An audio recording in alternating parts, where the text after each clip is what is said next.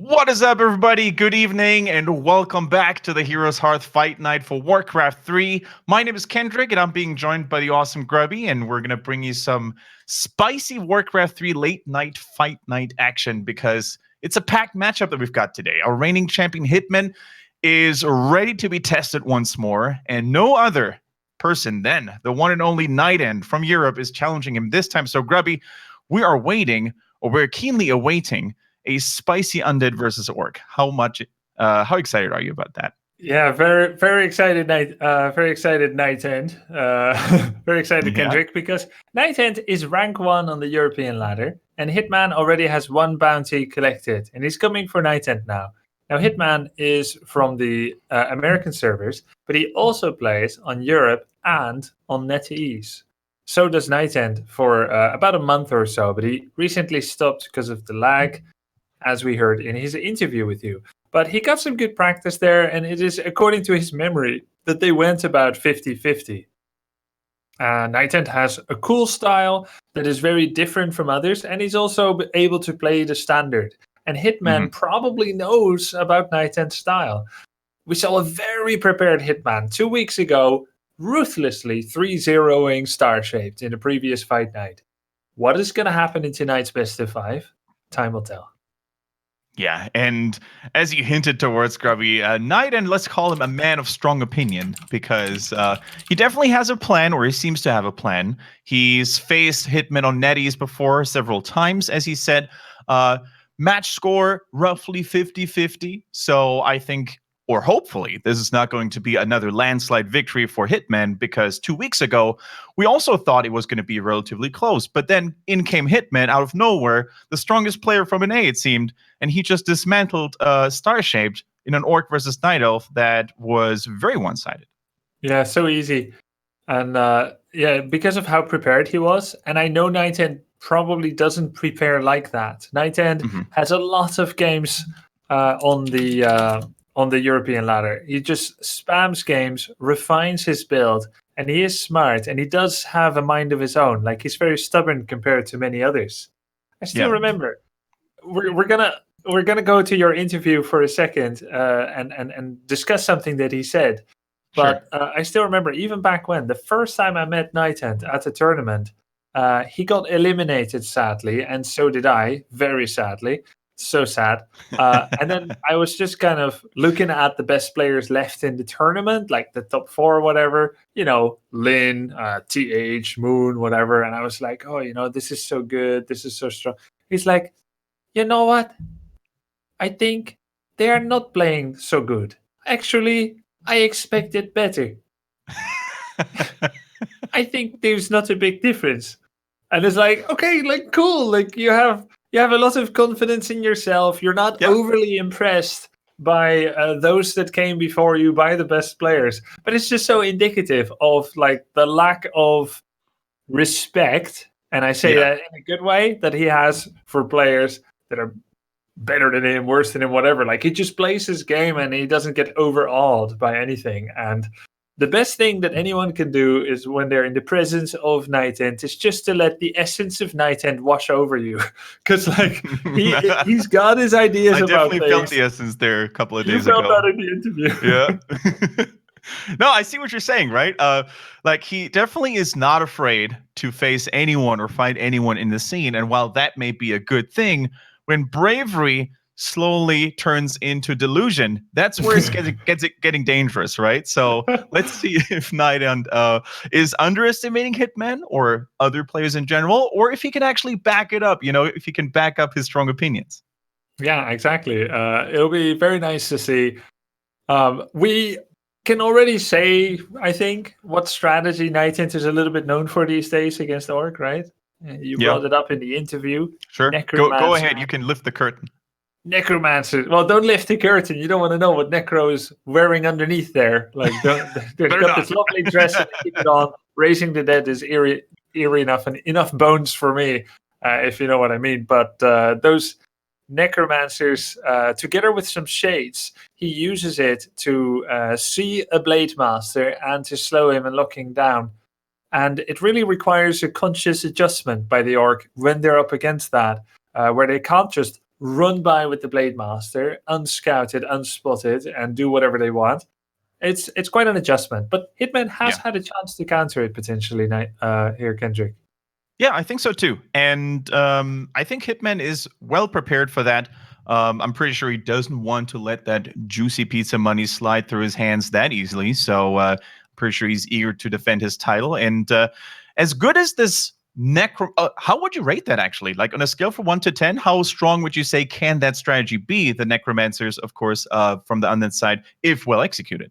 First time you meet it, there's a good chance you lose if you play standard. Second time, that's what happened to me. I lost like 4 or 5 units in the mid game to cripple and focus fire, and I'm just like I was just lost. Second game I met it, I again lost 3, 4, or 5 units in the mid game. Right. But then I won. It was kind of scrappy game, and lots of mistakes by both. And I haven't faced it a third time yet, but I've played it a bit as Undead against others. And some parts are hard and don't seem that strong yet, and some parts are really, really good. It seems better against Blade than against Farseer, but I see Hitman as a mostly Blade Master player, so we'll see if he also plays Farseer to try maybe like preordain this build.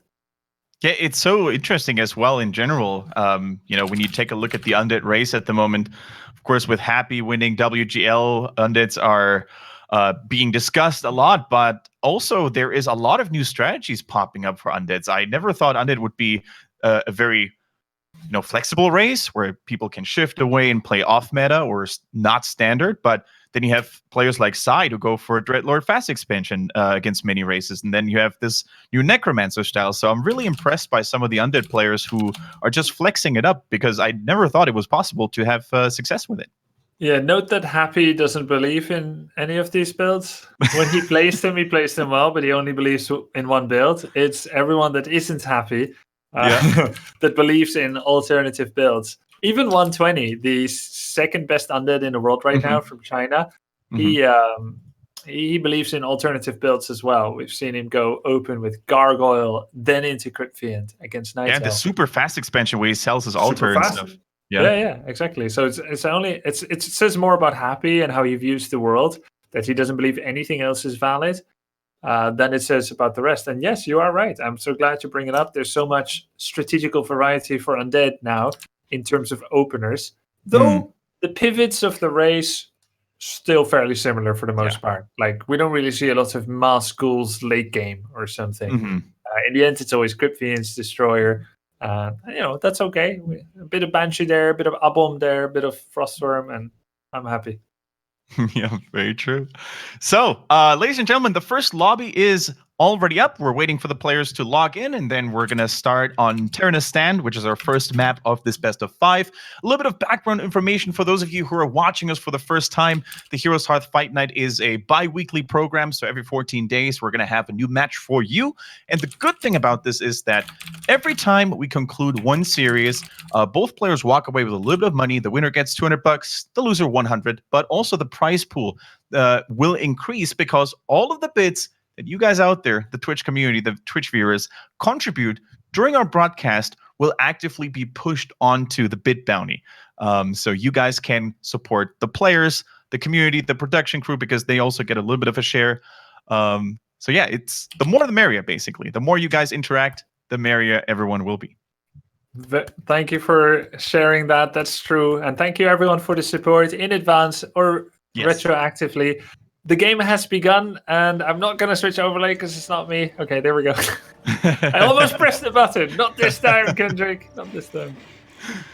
Okay, guys. We're here at Stand with our reigning champion, Hitman, on the top left, playing the Orcs, facing our new Undead challenger from Europe. It is NightEnD from Romania, to be exact. All right, and see an altar first. The Ziggurat. No crypt thus far, so... nothing super unusual. I'm really happy that we cast Stand, because I think it's one of the more rare maps. Haven't really seen it thus far. It's rare because it's a very polarizing map, Kendric. That it is. This is the map that usually Happy instantly removes in a best of 7, best of 3, best of 5, whatever. Like, whatever it is, Stand is one of the best Orc versus Undead maps. And I'm surprised to see it coming out here first. I'm surprised to see that NightEnD evidently considers another map more disadvantageous than Turn a Stand. This map has 6 easily accessible Blade Master buffing items that help to deal a lot of damage for him. And besides those 6, there's higher tier permanents that can buff him even further. It's always a rat race, a mad dash for these camps, for the Undead, to prevent the Blade Master from getting them. And DK, he'll safeguard them and keep them for the Lich that comes out at tier 2. Grubby's map is not so bad for Undead. It's just other players not playing it well. So yes. I can. I see people play Turn a Stand. I think they play not good. It's easy to get 5 out of the 6 items. Happy made a lot of mistakes. Of course, guys, take that with a grain of salt. Fight Night, we're just having fun, and I'm pretty sure NightEnD won't mind. So it's a very cool guy. Behind all the strong opinion and all the knowledge about the game, he's a very awesome person, actually. Yeah, so he is. He is. We love him. And he can take it. He always dishes it, and he can definitely take it as well. But let's get serious here. We see the altar first from both players here, and Hitman actually sells his down portal, gets a circlet, and immediately goes to the Troll Priest level 4, taking more damage on the grunt than maybe strictly speaking is the best. But he's gonna snipe this item. This does 2 things. He gets a cool snazzy item like Ring of Regeneration. That's gonna give him a very nice early game. Yeah, gonna give him a knock-on benefit effect throughout the entire game. And he also prevents one of the archetypical Undead creep routes, which is what NightEnD is doing now. And then eventually also stealing the Orcs, Natural Expansion, Troll level 4, and the item. That's how Happy does it, for instance. So he's made sure that he doesn't need to protect this item level on his own side of the map. And by doing so, he is now allowed to roam the map, Hitman, without letting that back door exist on his expansion, as it were. But it does mean that he gives away both Rogue Wizard level 3 in the middle, and NightEnD picks up 2 Rings of Protection. Yeah. On the way to becoming the Lord of the Rings, getting all that sweet armor. 3 + 6 = 9 already.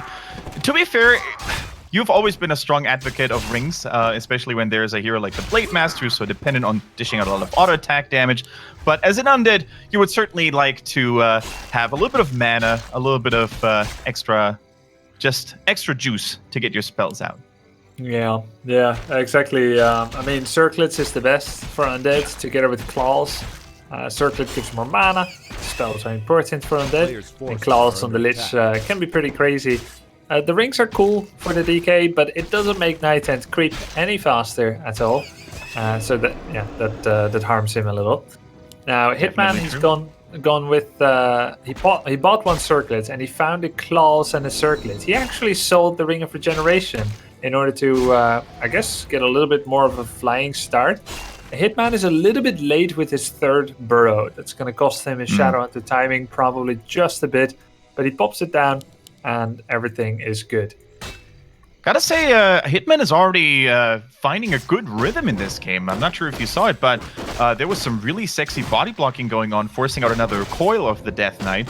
With just 2-3 grunts and the Blade Master, he prevented that fiend from escaping for a long time. And if you look at the mana count on the DK, he only has 1 coil left, so needs to be very careful. Leaves all the fiends in his base right now because he realizes, you know what, if there's another one of those surrounds or just body blocking, then I'm probably going to lose a fiend or my last coil. So really strong presence already by Hitman, asserting dominance on the Undead half the map. Yeah, exactly. Though neither player are achieving too much, which is generally kind of good for the Undead. Hitman is going to get that level 1 Apprentice Wizard on the edge of NightEnd's base. NightEnd, we bear glad tidings, chat, because NightEnd has gone for the Temple of the Damned Slaughterhouse combination. The Lich second, and he is going to make Necromancers and Statues super cool, and then eventually follow it up with the Sacrificial Pit, a Shade, and then, hopefully he will have control. Hopefully he'll be able to suppress Khajiit, the Blade Master of Hitman. Yeah, that is so sick. I actually didn't expect NightEnD to bust this strategy out in the very first game of the series. I thought he saved it maybe for game 2 or 3. But he's really confident, you know, or maybe he's using it as a testing ground as well to really try out this strategy that's very unique to him in a more serious environment rather than just a ladder game. So, as Grubby said, the Temple of the Dam has been constructed. Very likely not for Banshees, mind you guys. We're not talking about Banshees, we're talking about Necromancers. And the first one is being produced right now. The Restless Dead have been awaiting for a long time. Oh, sick steal, by the way. We missed that one for a sec. Hitman took the level 4 troll away from NightEnD, so Lich is still deprived of experience. NightEnD can't get that shade early enough, but it is still in production. But yeah, like the Necromancer... Oh, Tome of Agility. He gets it with the Lich. Mm-hmm. But yeah, Necromancers. He's going to do cripple. Shade is out. He can cripple the Blade Master starting now. Yeah.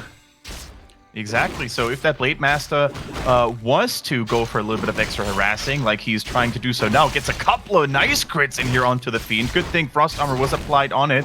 The Necros could actually apply Cripple, slowing down both the attack and movement speed, most importantly, of that Blade Master. And without any Dispel being available right now, and you see the first Cripple to go down right here with that additional movement speed from the Unholy Aura, maybe there is a little bit of catching up to do here. The second Cripple was good. Is he going to force the kill? There's no TP. Yeah, he's going to get it. There it is already. He gets it, he gets the coil. So NightEnD, he has so much experience with this strategy by now that actually he doesn't cripple the Blade Master just for a little bit of damage reduction. He says, I know 2 cripples are required to take down a level 2 blade with a Windwalk level 1. I'm gonna wait for it. Then he's gonna cripple, he follows, he keeps the shade near, keeps the vision on the blade, gets the second cripple, Blade Master dead. You know, NightEnD had all the time in the world to make that decision because he sees no invulnerability potion, no speed scroll. He did the monster math and he saw 2 cripples is a kill and he gets it. But that's only strike number 1. Hitman tries to shrug it off, immediately rebuys the Blade Master. And Hitman just finished his very fast tier 3. Interestingly, he won't be using it at all, not even a bit. He's not making torrents, he's not getting lightning orb yet, no TC. His plan was TC 3rd, but due to what he has seen, the Necromancers, and having to rebuy the blade, his tier 3 is sitting on nothing yet. So together with the Blade Master loss, the War Mill that he's making now, the tier 3, that's over 1,000 gold that Hitman doesn't have in raw fighting power on the map right now. So you can only imagine what happens next time NightEnD and Hitman meet each other.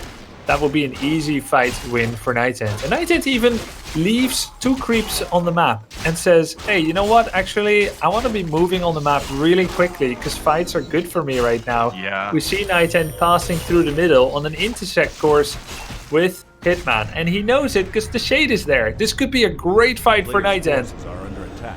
And that's the great thing about this strategy as well, right, Grubby? Because when you have Cripple on the heroes, most importantly, you have the Shade nearby all the time, so the Blade Master can't just use Windwalk and peace out because of that permanent detection. So this is a really well-thought strategy of NightEnD here. But the first real fight without just hero only has begun right now. The Orc is there in full force, gets a nice last-second save here with a coil, by the way, NightEnD that is. The Frost Armor is slowing the Blade Master and the remaining troops of the Orc. Cripple on the Grunt, that should be an easy catch. So many skeletons there as well. Of course, the Necromancers and the Rod of Necromancy, they both help in that regard. And the Orc, most importantly, only has 1 Spirit Walker for Dispel at the ready. That is not enough. NightEnD actually splitting up his forces as well to cut off the flight path a little bit from the Orc. Look at Hitman's Grunt. It is still slowed. The duration of Cripple is not to be messed with. 60 seconds on a regular unit. It's 10 seconds on a Spirit Walker on a hero. So that's really, really long cripple duration. The Blade Master uses Speed Scroll to get the statue here. Has the greater invul to get out if things got too hairy. And the food count is fairly similar, but NightEnD has been working on upgrading the quality of his army. His tier 3 has finished. He's getting backpack upgrade. That means he'll be siphoning over an Orb of Corruption. And I think he's over-chasing the blade a bit, but he's going to bring over an Orb of Corruption with a Ghoul or a Crypt Fiend. And NightEnD is finishing 2 attack upgrades on his Crypt Fiends. This is very unusual, and he said he's been experimenting with this build. He said he's tried it without upgrades, he's tried it with, and most likely the early Crypt Fiend upgrades are a little nod towards the fact that his tier 3 is delayed. He's making a lot of tier 2 army, and he wants to add a little bit more value to his 50 food army. That means that during that fight he was 1-0 attack upgrades, and now he's going to be 2-0 attack upgrades. Suddenly comes in with the Orb of Corruption as well, and this ghoul is bringing that over as we speak, coming in from the south side now. And suddenly NightEnD has a very high damage army with a little bit of support from necromancers and statues. Yeah, and it makes a lot of sense if you add those necromancers into your army composition, adding that massive slow onto units and heroes alike. It makes sense that the in following focus fire by fiends should be a little bit stronger with those attack upgrades, so you can get more hits in onto those slow targets that also deal more damage. So I can totally see the sense behind it. And as you said it, NightEnD being a very crafty player, experimenting a lot with the strategy. There goes another cripple onto the Blade Master, who's currently invisible, but the Shade, of course, was helping to detect him there, but he, I think, outran the Shade. Also pulled it back right now, of course. There is a chance for some Dust of Revelation to maybe scout it out, so he leaves it with his base, with his army for now, and creeps one of the bigger camps on the gold mine top right, and makes sure that no Blade Master gets by unseen. That's a big deal because this drops Heal Ward, Book of the Dead, Anchor of Reincarnation, Mana Stone or Health Stone, all very good items. He gets a Tome of Intelligence, picks it up with the Lich, bonus mana, bonus regen, and bonus attack damage. The item is going to be one of the win, a phenomenal item, though perhaps not quite as useful against the 2 full mana Spirit Walkers already. But really cool, NightEnD has also gone for an expansion. He gets 2 of the most relevant creep camps left on the map. And his Necropolis is finishing. So NightEnD, he even pushed to 60 food already. He's starting to add Banshees now. We have 1 Banshee coming in. He's level 4, nearly 4 on the Lich. And now sees, okay, my base is being attacked. Will he TP? That's the question. The Necropolis is standing. That's definitely a help here when it comes to defending this haunted gold mine. Only the Blade Master left behind. This is a dangerous game. He has a bigger invul, so he could piece out there. It finishes in 2 Acolytes for the repairs, Grubby. This is a safe gold mine. This is everything that NightEnD was hoping for. I think this is a miscalculation by Hitman. The damage is not enough by just this Blade Master. He even used and sacrificed the bigger invul for this. Yep, it is a big invul, so he will be able to get out, and he has to preordain that ending of the invulnerability and leaving. That was 3 Acolytes. If it was 3 forever, maybe he can get it, but he'll probably lose the blade. But the 4th Acolyte pops out. Like you said, Kendric, a miscalculation. In the meantime, Hitman tries to make the best of it, brings 5 peons to his expansion, tiny Great Hall, but at the end of the day, he's level 3.6, 3.6, TC is 2.8, he's 50 food. He has now got just 2 peons on lumber and just a really small 50 food army. NightEnD is already double mining and is at 65 food with 2 attack upgrades. A lovely set of consumable items and standing on Blight. He's going for a near full wall off on his expansion and he's double mining, he's happy. The big fight is going to be happening potentially soon. Sentry Ward gets dropped, but it's easy for NightEnD to see it anytime his Shade comes back and sees that sentry. And Hitman, he's just trying to pick off units that walk out of the main base by NightEnD. Banshees and Abominations are being produced. Grubby, I never thought I'd see this day where I see a full Undead caster army being deployed in a professional match. Not just Necros, but also Banshees. The more standard caster choice, actually, against Orc for most games because of the mischance and the curse on the Blade Master and other melee units. Here comes the first A-bomb as well. A little bit of extra frontline, and it gets intercepted, like you said, Grubby, trying to intercept those units, trying to cut their path off before they reach the Death Knight for the saves. So, really good interception. Nice game sense by Hitman, but can he make this position work? Can he turn it into an actual threat? Because I think when armies clash without any shenanigans, the Undead is looking so scary. So many casters, so many fiends in a well-protected state. DK gets surrounded, kind of risky positioning. He does have Death back. He'll make the best of it. There we go, the Cyclone as well on 2 of the heroes. Disenchant comes in. DK, being focus fired still, has nothing to save him. Lich is not passing over the invul. He goes in with the invul, but he doesn't get it! He doesn't get it. The transfer was too late, and the Lich now all of a sudden has to use it himself. The DK was so tanky. He had frost armor on him. He had the death pact. He used that once, but the cooldown is quite considerable. He had 2 rings, which certainly helped, but I think NightEnD bit off more than he could do, and he taps out GG. Without the first hero, this game came to a rather abrupt ending with another miscalculation, this time on the side of NightEnD, biting off more than he could chew. That DK was tanky, no doubt, but going willingly into this full surround almost, it seemed, that was a little bit too much. Yeah, he's got 2 rings of protection. He's got the frost armor, some curse, some cripple here and there. He had the much bigger army, the better upgrades, better hero levels, but there was no 3rd hero yet. He just lost an abomination, and he's chasing a player that has speed scroll on neutral territory, DK first, around the edge of the forest without TP and invul. It was unnecessary, and to be honest, kind of disappointing that the game ended like that, and it's NightEnd's fault. I'm really angry at him.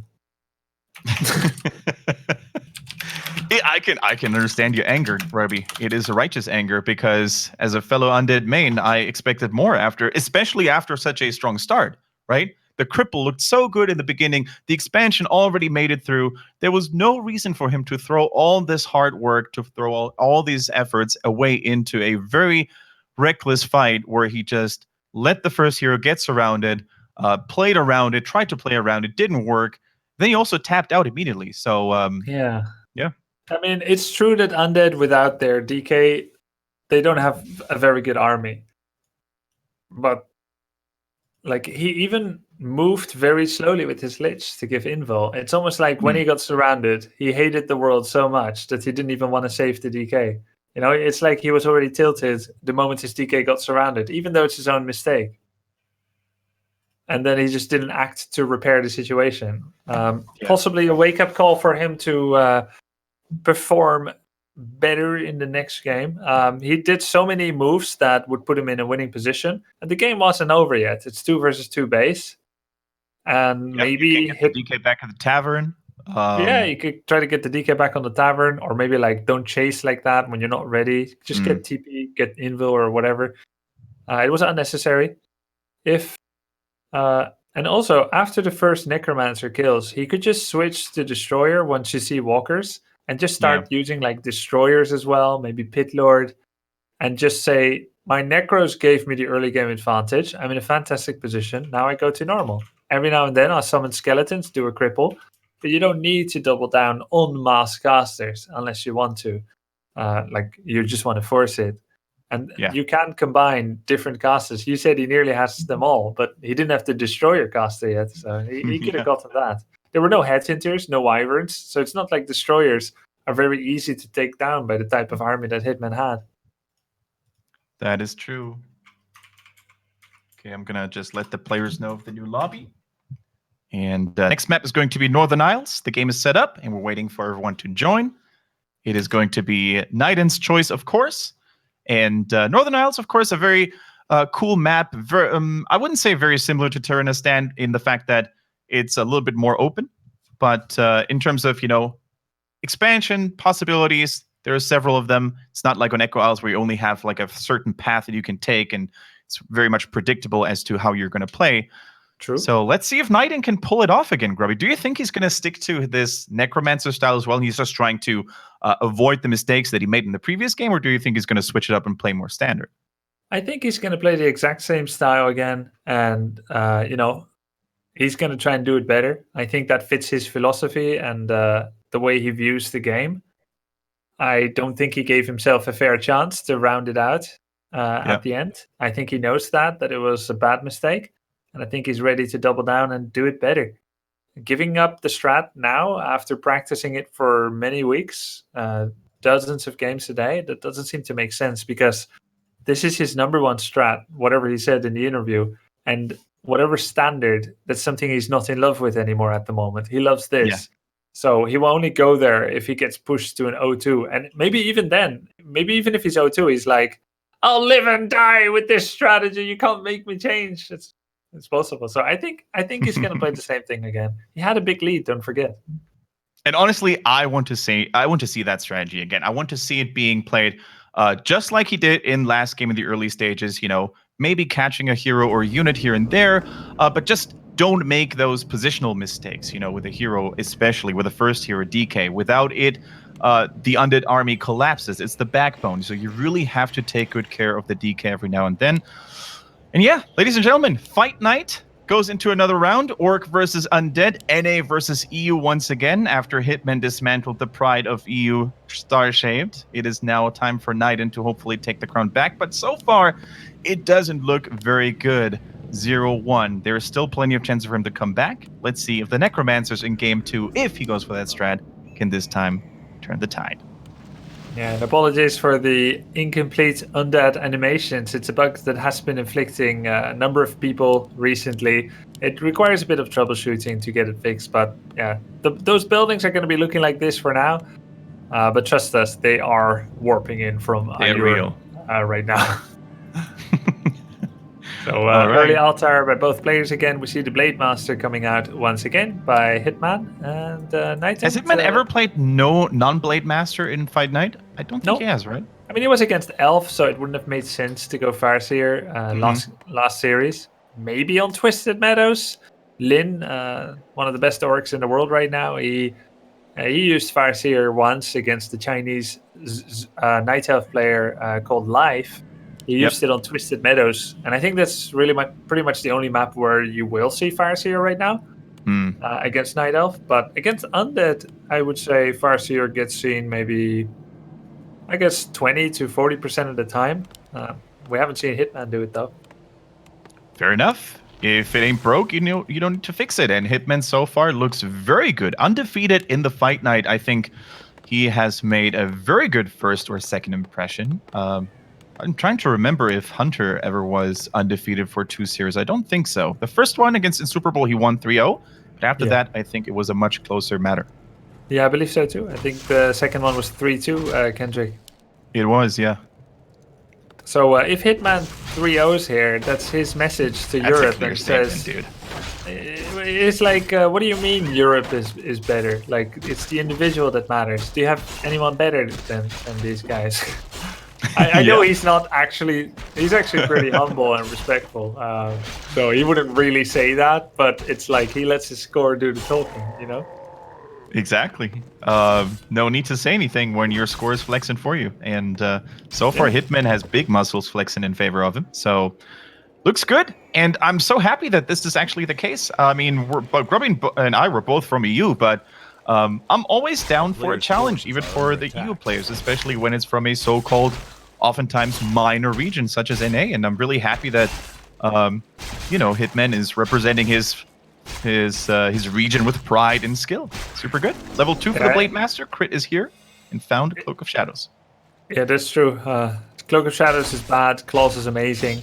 But just look at what happened in StarCraft 2. America was a great region in StarCraft 2 with, Major, a.k.a. Princess, a.k.a. Windy, a.k.a. Billowy, a.k.a. what's he called right now? Special. Special, thank you, yeah. And then, of course, we had Hawk and Idra, There was always some winners from US. But then for years, America and SC2 didn't really deliver until Neeb. North America started being a power in the RTS world again when Neeb came out. Hitman, he kind of I know it's not the same proportion yet, but he kind of feels like that guy. Like America and Warcraft 3 had great players, Long Walk, Sankey, and we had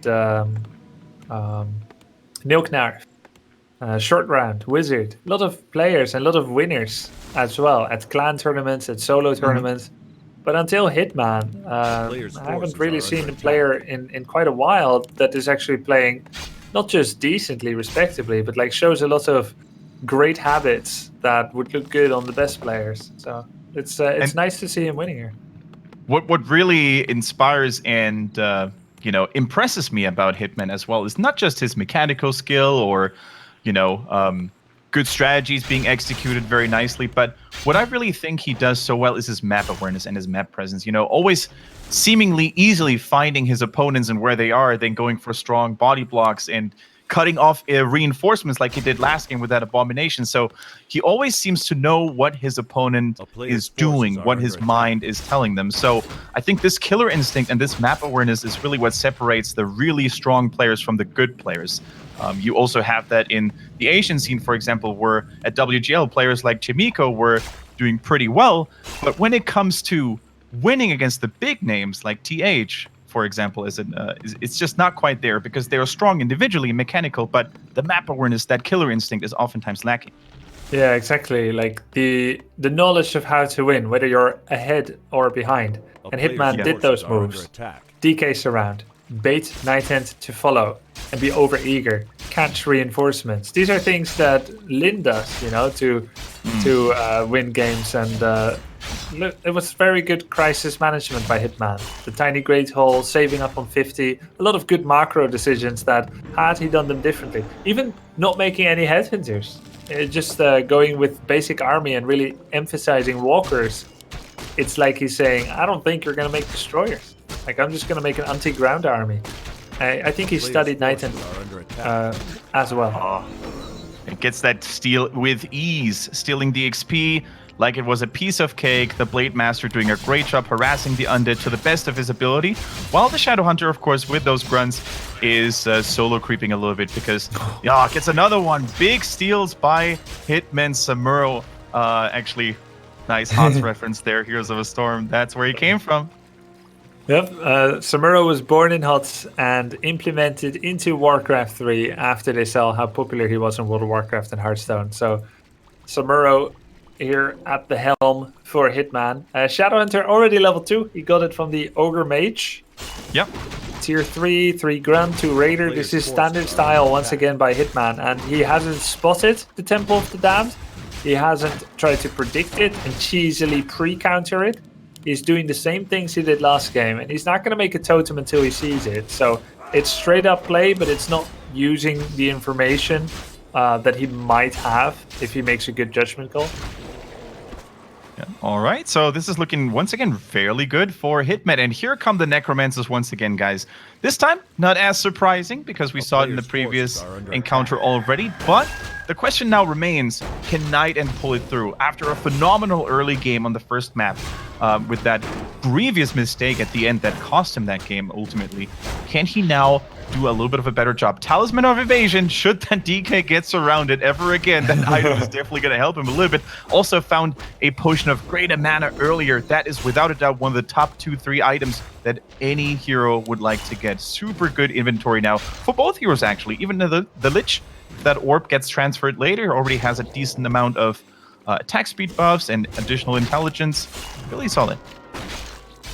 And actually, just a funny fact, Talisman of Evasion has just the slightest chance of anti-synergy with Frost Armor. If you're looking to kill a unit and you need it to be slowed, and they miss, and they don't get slowed, then they can run away. That is true. Of course, it still generally adds to a very wholesome sense of safety for the hero. So, like, overall, it doesn't really, happen all that much. But it could happen. And speaking of good items, Grubby, we see the Orc now with a Mana Stone, just like in the previous game. The Shadow Hunter seems to be a lucky troll today. Also has Wand of Mana Stealing and a Robe of the Magi. So this guy is an intelligence machine right now. So much mana steal even. Definitely very useful. Doesn't let his Shadow Hunter solo creep anymore. Even puts the TC, the third hero, up now into the fray. So the trifecta of Orc heroes against Undeads, against most Undeads these days, has been completed.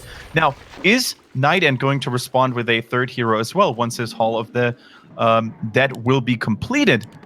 The Black Citadel, will be completed. That remains to be seen. Usually that is the standard, right? You add a Dark Ranger to it. The Cylance can be great against the ETC, most importantly, to prevent the stomps from happening.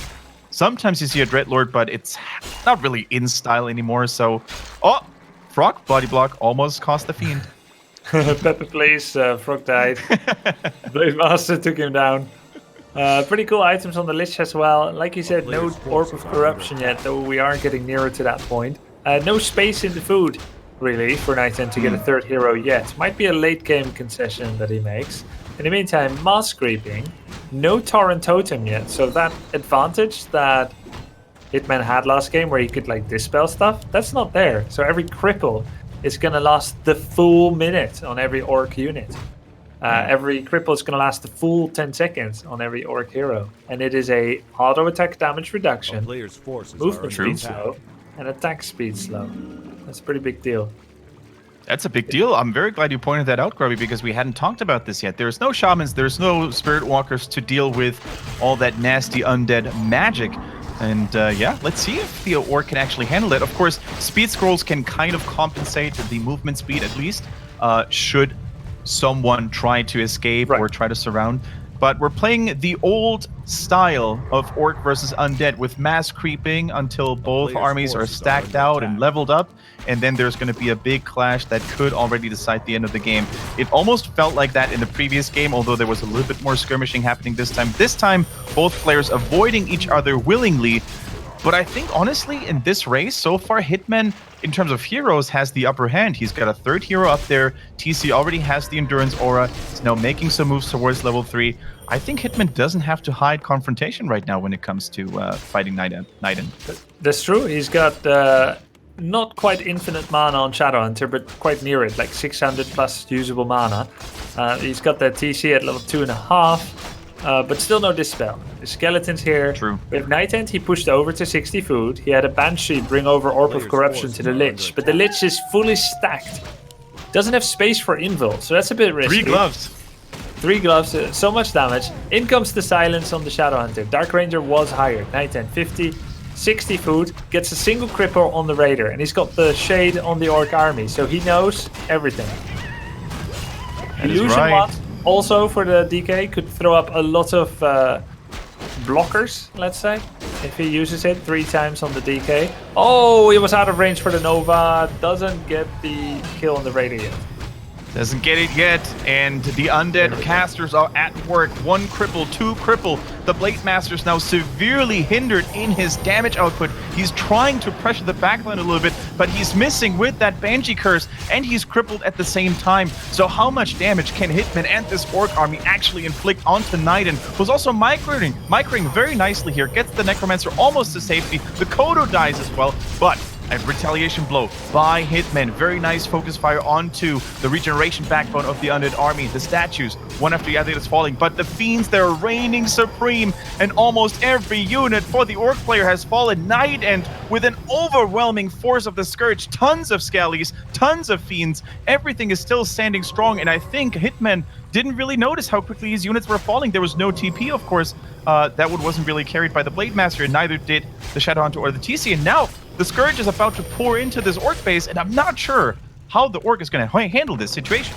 Yeah, still no Dispel. There's still a lot of mana on the DK. He's got a greater mana pot. He's got the Ring of Regen. There we go with the mana pot, and he's going to coil the TC.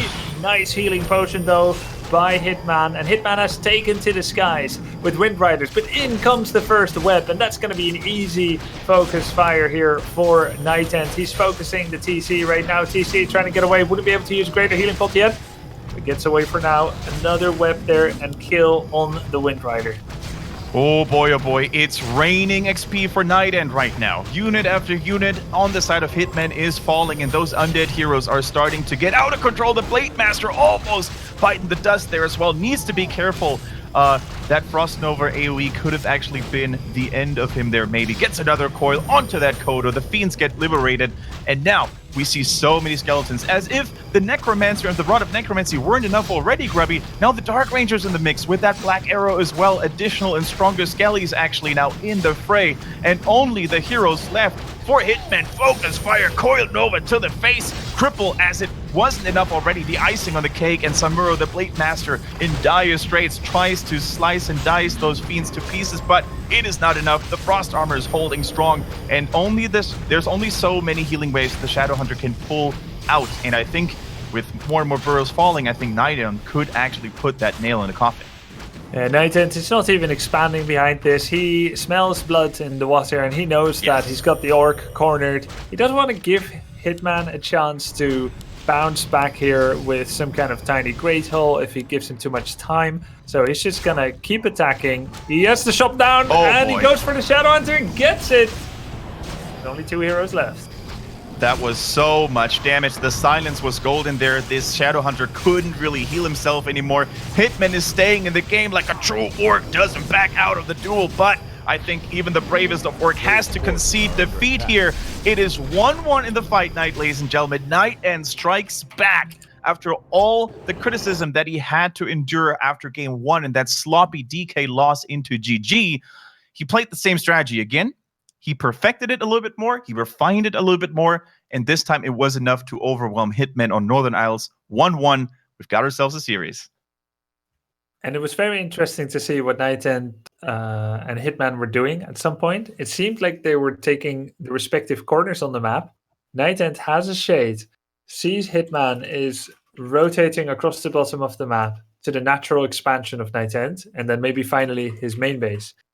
He goes all the way from the top, leaves half the creep camp to protect his own expansion. And then they traded places because Hitman didn't really want to fight. It was an interesting moment there. NightEnD actually got the better end of that. Not like you could know, but NightEnD got the Brilliance aura at the bottom right. And Hitman got Helm of Valor +4 strength, +4 agility. I do think that's a strong item on the Blade Master. But at the end of the day, if you have no Dispel and you're going to get crippled and cursed, I think your damage drops by 60, 70%. And then Frost Armor, you're hitting for maybe like 15% of your max damage. Not as scary. It meant that NightEnD even had enough time to coil Necromancers.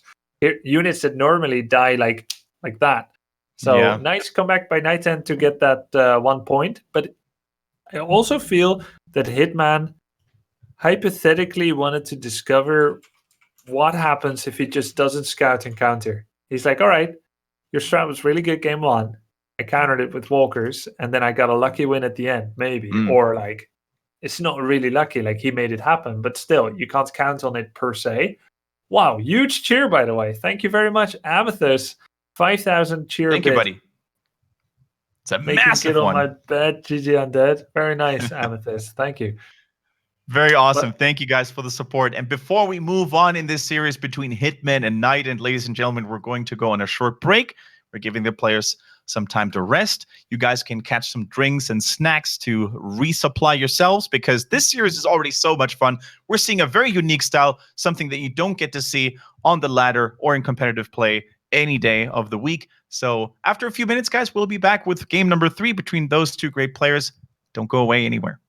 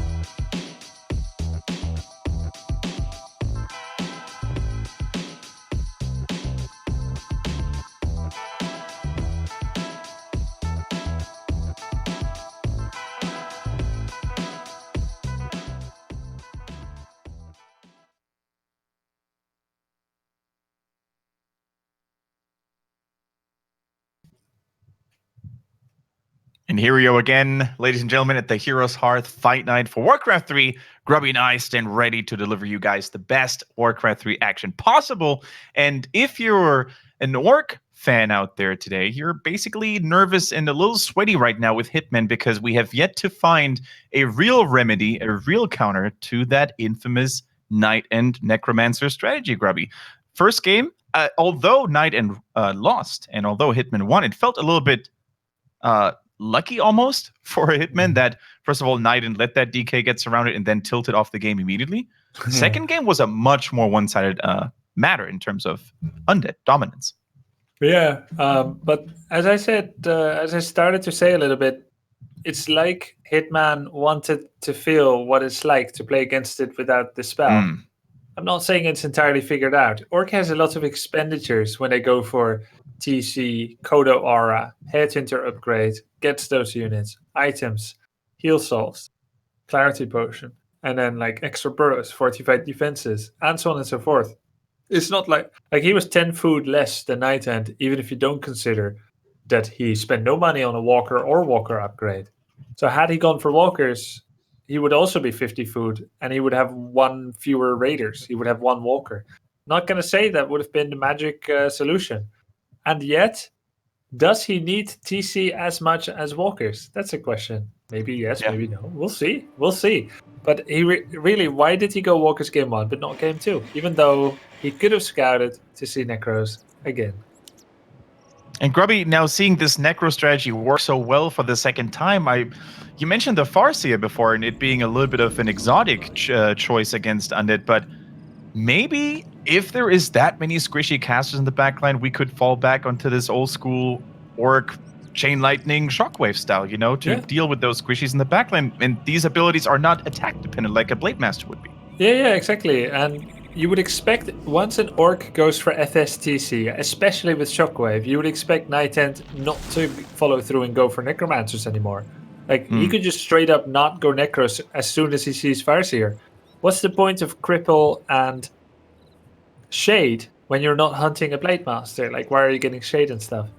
I played Farseer against NightEnD on ladder, and he still went for Necros. I did go for Shockwave Chain Lightning, and I won fairly handily with it.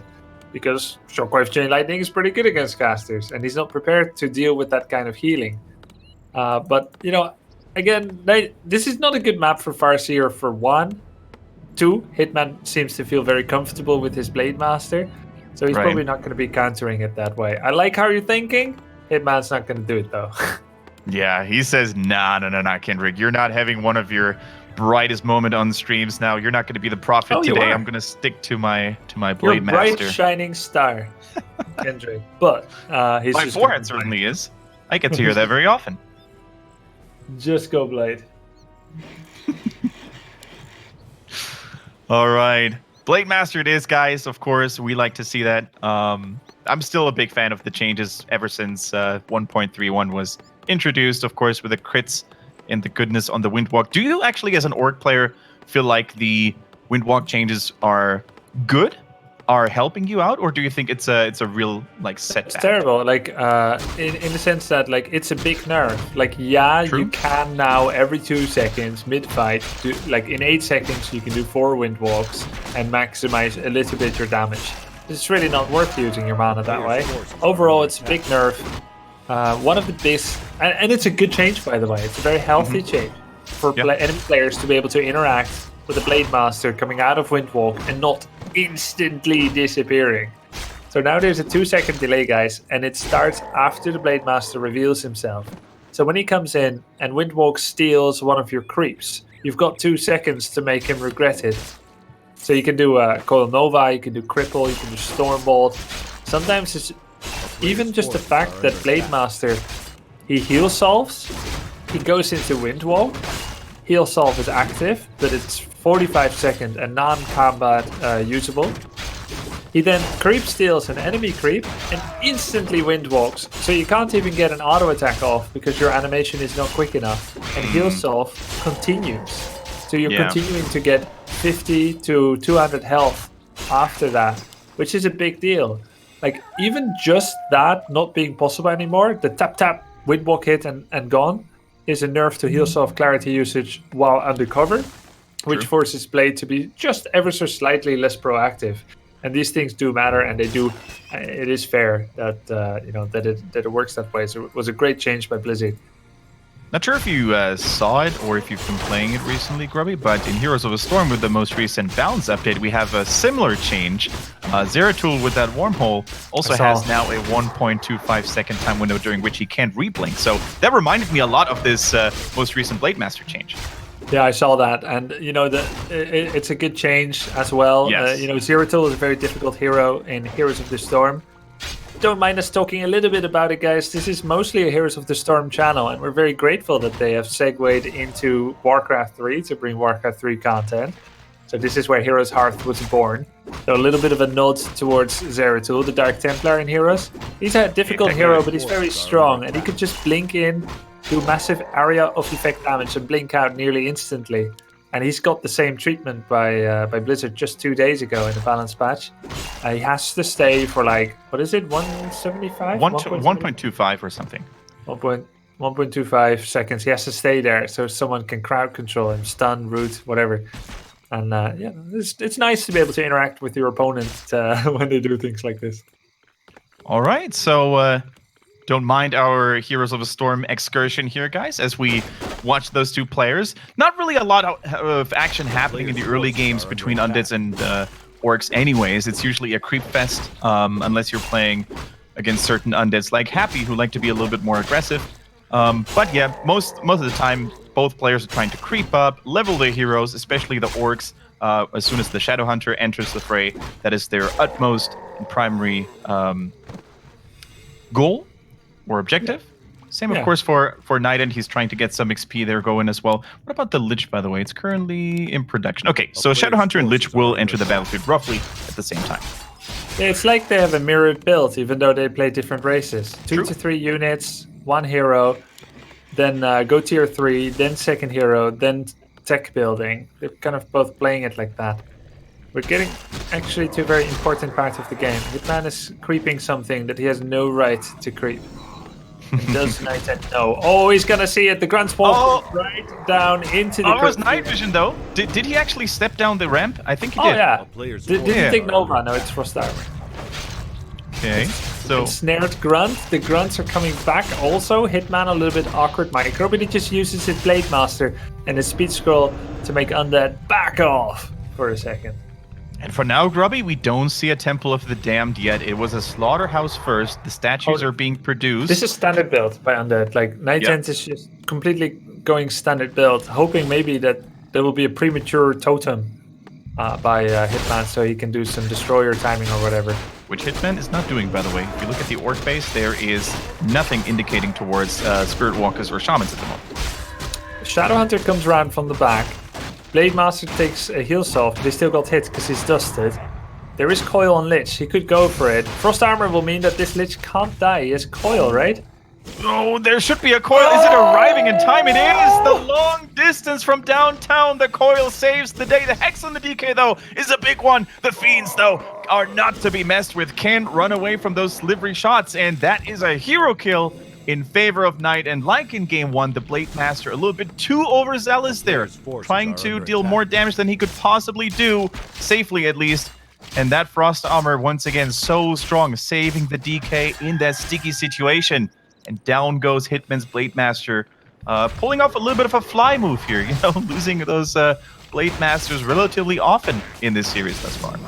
Yeah, and he had the contract to take down the Lich, and he's a professional, and he was going to go for it or die trying. But he actually died trying, and he once again went for that very quick Blade Master rebuy from the tavern. Just like in Dota, it's extremely expensive to rebuy from the tavern, but you do it sometimes if you want to make sure that your hero remains a factor on the map. It's going to help him creep faster, though Blade Master does take 50% of the experience from the creeps here. That means Shadowhunter is still level 1. At similar stages in the game, in other games, Hitman already had a level 2.5 Shadowhunter. He's so far behind all the goals that an Orc might ever want to have. And are you going to see the Hex trick?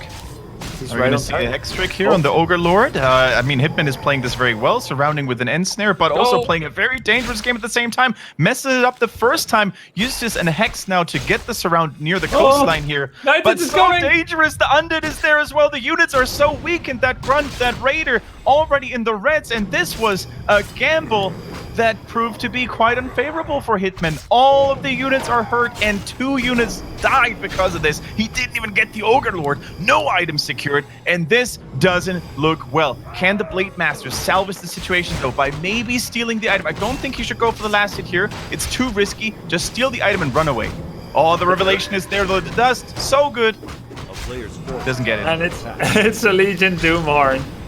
Not something that NightEnD can necessarily be happy with, but let's face it, he killed a Grunt, he killed a Raider, he stole the 2 Ogres, and this is something NightEnD does a lot actually. It's interesting. You think those 4 creeps are easy pickings? They give a lot of experience. They no longer have like the things that protect them, like 2 Ogres. NightEnD leaves creep camps halfway all the time. He takes the cheese off the sandwich and throws the bread into the trash bin. And then he's going to go somewhere else. And he comes here. And, you know, this is a great choice. He expected Orc to be doing stuff like this, to creep here and take some risks. And this is good game sense by NightEnD. He punishes it. He sends the Shadowhunter packing and cuts the shadows creeping at level 2.2. This is so huge. It was actually lucky for the Shadowhunter that the Voodoo Lounge was built where it was. Because otherwise that could have been another dead hero. But do the heroes even need to die at this point? NightEnD, I think, realizes how tiny those Orcish forces are and how strong his own heroes, his 3rd hero now is, of course, the NightEnd's Dark Ranger has arrived. So more Cylance are going to happen in a little bit. It's my favorite sound effect, by the way.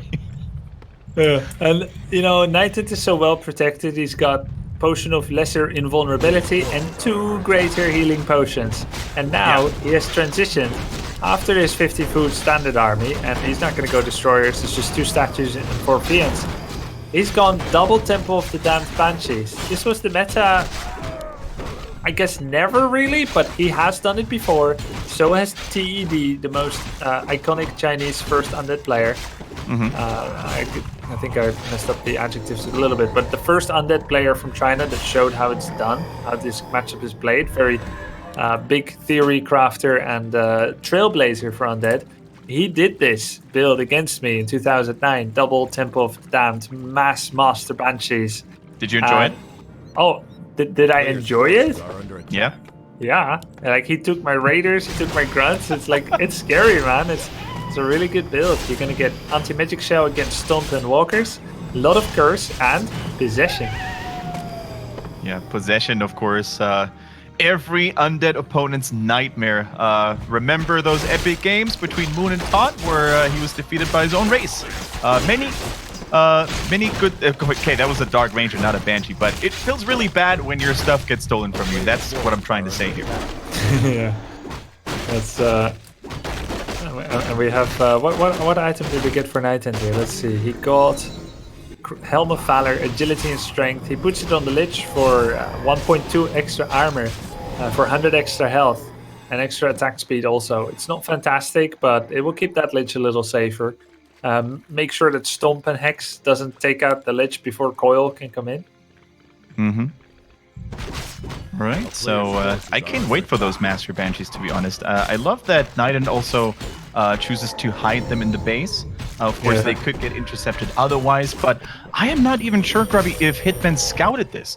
I can't remember the last time he sent something into the Undead base, and keep in mind that those Temple of the Damned are also built fairly back inside, near to the graveyard, so I am not sure if Hitman is fully aware of this. Of course, he takes a look at the Undead unit composition now and sees, there's no Abominations, there's no Destroyers yet, so he must be up to something.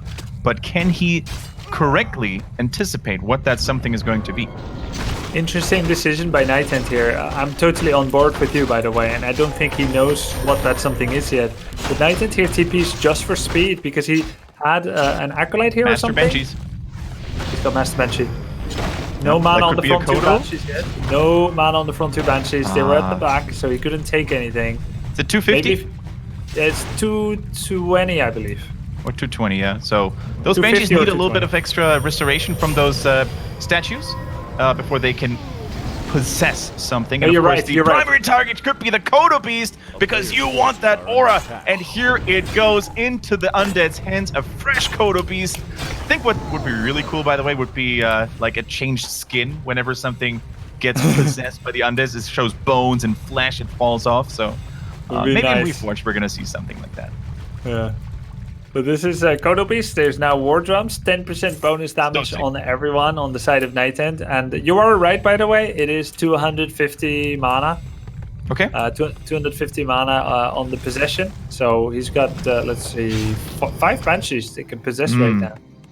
Yeah, very strong. Very strong. And this is really what turns Banshees into this late game powerhouse unit. You know, you not only against Orc can you cripple the Blade Master's damage output or Wyverns if there are any, like basically anything. It's a very cheap spell, but you can also go for the more costly route where you just devour units and possess them. Super great to see that. Speaking of which, I think at this point Hitman realizes I cannot compete with this late game army that NightEnd has, so he's trying to go for that base trade style where you use your raiders and the siege damage they've got to destroy buildings and force the opponent to teleport back all the time. Yeah, but NightEnd wasn't forced. He chose to do it very early. He could have tried to take down 2 burrows and then TP, but it wasn't just TPing home to defend the motherland. It was also to secure the expansion, which he really didn't want to have any more delay in, and also to secure the final 2 creep camps on the map, which is his own Goblin Laboratory and the mercenary camp here. So he achieved potentially 3 goals with a single TP. Yeah. Creeps, defense, and expo. But now Hitman will continue to be hit and run man as he goes for the main base of... as he goes for the main base. And let's see what he can do. Banshees are actually pretty good CC. It's a full route on units when you possess them. That is true. You cannot retreat those units when they're being channeled and possessed or about to be possessed. So I like that this aspect, actually. And all of those Banshees right now, full mana, which means all of them have a cast of possession ready. So if some of those armies, if some of those units by Hitman are ever to be caught, preferably, of course, another Kodo, preferably some of the Raiders, so you have additional CC and lockdown on the Undead side, that's going to be really dangerous. And I think Hitman is treading in deep waters right now. Needs to be careful. Yeah. Muddy, dirty, toxic swamps. It is. At least in water you can swim, but it looks tough for him. He's still on 50 food. Hitman, basically his plan right now is not to make a single unit for the next 5 minutes while playing musical chairs with NightEnd. But NightEnd doesn't like this game. Probably he had like some trouble with musical chairs in the past, and now it's like just a whole unpleasant experience. He's like, no, I'm gonna take down your base. I'm gonna go for your peons. And he could steal a peon and make a great hole or even a voodoo lounge. I actually think it's worth it to possess a peon just for voodoo lounge. Speed scroll, clarity. You don't need to go like full, I'm gonna make torrents now. But like, just take 1 peon for voodoo lounge is pretty sick. He doesn't do it though. Does have TP. He's gonna take down the base and then probably TP home. That's really lovely. If there's anything Undead players would ever want, that's clarity potions for their DKs and liches. So I fully agree with you. 1 peon steal would have been amazing. He can go for this raider. Don't kill it. Or kill it if you want the XP. Okay. Yeah. NightEnd is just showing off at this point. Doesn't even want to use possess. He's just like, no. My own units are good enough to beat you. I'll take the Kodo. Okay, there we go. Possession on the Kodo. Is there a hex on it? He's going to try and focus fire it. And another Kodo gets stolen. There we go. 2 Kodos for 9-0 for Hitman. And let me tell you guys, just because those Kodos switched owner, they're still hungry and they will still munch on enemies. 1 Raider already being devoured by one of those Kodos. And the TC goes down. The Blade Master's already in the reds, had to use an invul potion, but once that wears off, I think that next hero is going to be on the menu. Down it goes. Lich, zack it out, and game over. Game 3 goes over to NightEnd. Once again, in very dominant fashion. I can't help but feel that NightEnd's got Hitman's number. He knows where he's coming from. He is proving to be more adaptable than I expected, NightEnd. Than I think I don't know if we both expected. I was personally very opinionated that he's going to play the same build all the time, but he didn't. And he actually showed a pretty good mastery here of the standard build. I didn't know he still had it in him. I thought he's been playing so much Necromancers that, that's pretty much where it's at. And Hitman, he straight up called the bluff, didn't go for the Walkers, despite losing to Necros in the previous game. But at the end of the day, it's that risk that Hitman took. He lost his Blade Master. It just completely floored him. Rebuying the Blade right as you hit tier 3 in 2 games. One game he got lucky and he won the game anyway. This time, NightEnD just took complete control. It was strong play by NightEnD and also some good map awareness. Yeah. With skeleton scouting and saying, I'm not just going to cut the map in half, take my corner of the map. I'm going to actively hunt you down after you're already weak. I know orcs, they're going to take risks with low HP units and heroes. Yeah, really well played. I got to say, after that, let's call it controversial interview, that to some players could wake the impression of NightEnD being a little cocky and a little bit full of himself. I think he's proving this words so far in this matchup. He's proving that he's got what it takes to figure out what Hitman's weaknesses are, what Orc's weaknesses are in general. And remember, during the interview, he actually said that Orc versus Undead is his weakest matchup. I'm not sure if he was serious about that, but so far, it doesn't look like it. It looks very, very well thought of. Yeah, it's he's just gone like full Orc is Imba, and it will continue to be Imba until I say it isn't. Direct quote, like until I decide. So like it's cool to hang on to that. Sometimes people complain about Imba is like propaganda to get through to the developers. Sometimes they just really believe it. Sometimes they're angry and they need a conduit for their frustration. And they're not able to take responsibility for it yet. But sometimes it's just a shtick as well. Like they may say it, but they actually semi-cling on to it and say, if I lose, I shouldn't be angry because I'm depressurized. Because Orc is Imba. So if I lose, it's fine. Like it's expected. So it's actually a way for them to unwind, to accept that they are Rambo or like Arnold Schwarzenegger against the Predator. Like, you're not going to win. Come here, kill me. I am here. And then it's like, whatever else happens after that is a bonus. Like, you can feel extra proud of yourself while being unpressured. So I know that NightEnD probably really believes it. And I even think it's probably a little bit true that Orc still has a small edge against Undead, but it's not as big as it used to be. And NightEnD admitted that in the interview with you as well. Yeah. But I think he's just going to keep saying it because it's fun.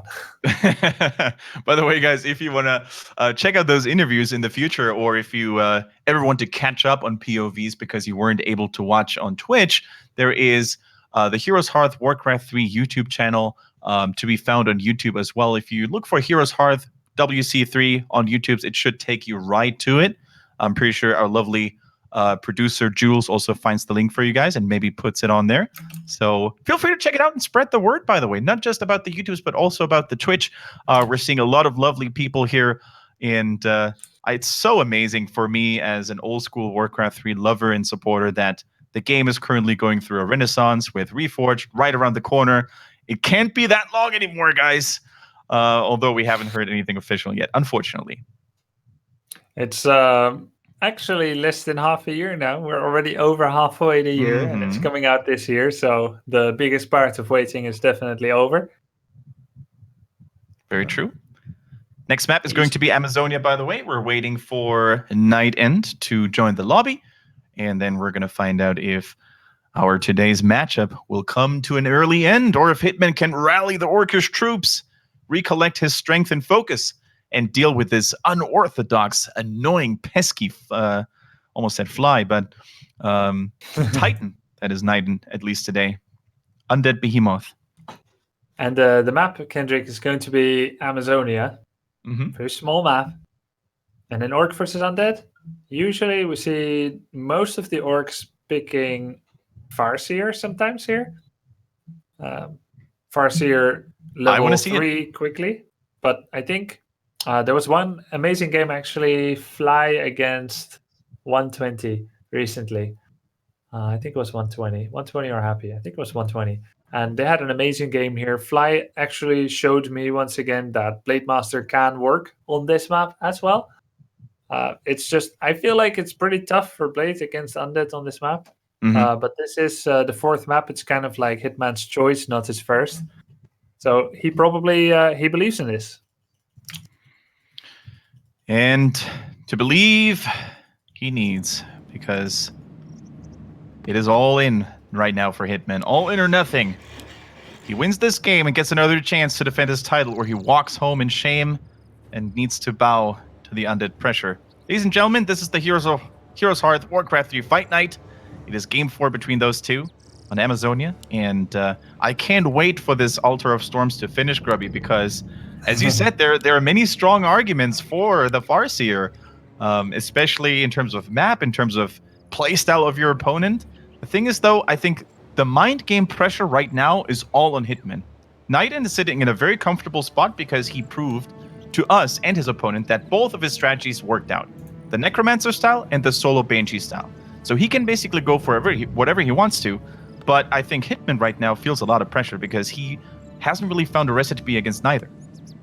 Yeah, I think score-wise, Hitman is under pressure, but I think if NightEnD is honest, and also if NightEnD is himself, he's most likely thinking, he made a lot of mistakes.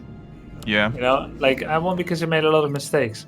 I think that's, in this case, it's also in a non-meme way, it's good to remember that whatever you did last game definitely needs to be repeated equally well or better. I keep thinking of ways to play well, because he can't expect Hitman to lose his Blade Master at level 2 or 3 every time. So, like, everything else that went so well that game was after that happened. So it's really, yeah, we're going to have to wait and see. Really cool location for that Voodoo Lounge, by the way, by Hitman, next to the Goblin Merchant. So this is going to allow him... Sorry? If the Acolyte finds it now, he can pull the creeps and make it destroy the shop. True. That would have been great. But the Acolyte does not spot it in time. And the Voodoo Lounge still needs a little bit of time to complete, but it allows the Blade Master to basically get some healing after this creep camp was taken, or the nearby troll berserker was taken. So let's see. Starting it right now with a grunt. The Acolyte follows suit, tries to maybe go for that infamous 1-0 happy style last hit, but no, ignores it completely and just scouts the map for a little bit more longer. Decent. Well, kind of suboptimal items for the Blade Master. He got the Gauntlets of Strength. I think it's the weakest early game for Blade. Yeah. Intelligence is better. Slippers is the best. He got Tome of Intelligence, so very middling. On the other side, the DK, he actually pre-slapped a sheep with Acolyte so that he could immediately summon Rod of Necromancy without that 5-second delay of killing it, standing next to it, summoning, and then moving. So that was a nice quick creep by NightEnD. He also just used the second Death Coil while creeping a small camp near his base. Third Death Coil now. Wow. That's triple coil to level up ASAP. And now he's level 2. Earlier than the Blade. Cool. But yeah, that's a lot of mana expenditure. Yeah, very true. Also needs to be careful, and I love how good Undead players have become at microing their skeletons. I remember, especially when playing myself, that you normally never paid that much attention to those little skeletons. But similar to the treants of Night Elf Keeper, for example, over time, if you just let those summoned units die all over again, this is some, pretty considerable amount of experience that you're giving over to your opponent's heroes. So I love this little micromanagement on even the tiniest of units. Yeah, exactly. 12 experience per skeleton, and now being protected by the players. Look at those body blocks on the grunt as well, getting a bit of damage. He's got 2 coils left, so basically grunt is in kill range. But he doesn't make the same mistake he did on Last Refuge, where he just randomly coils a grunt thinking he'll get it someday. He knew the speed scroll's there. He's gonna try and actually look for it now. NightEnD going onto the map, but he's got to have an alternative plan. You can't just hope you'll find it. Yeah. You gotta say, if I don't find it, I'll do that instead, this instead. But he just got some skeletons and went back, so it's a bit of a waste of time.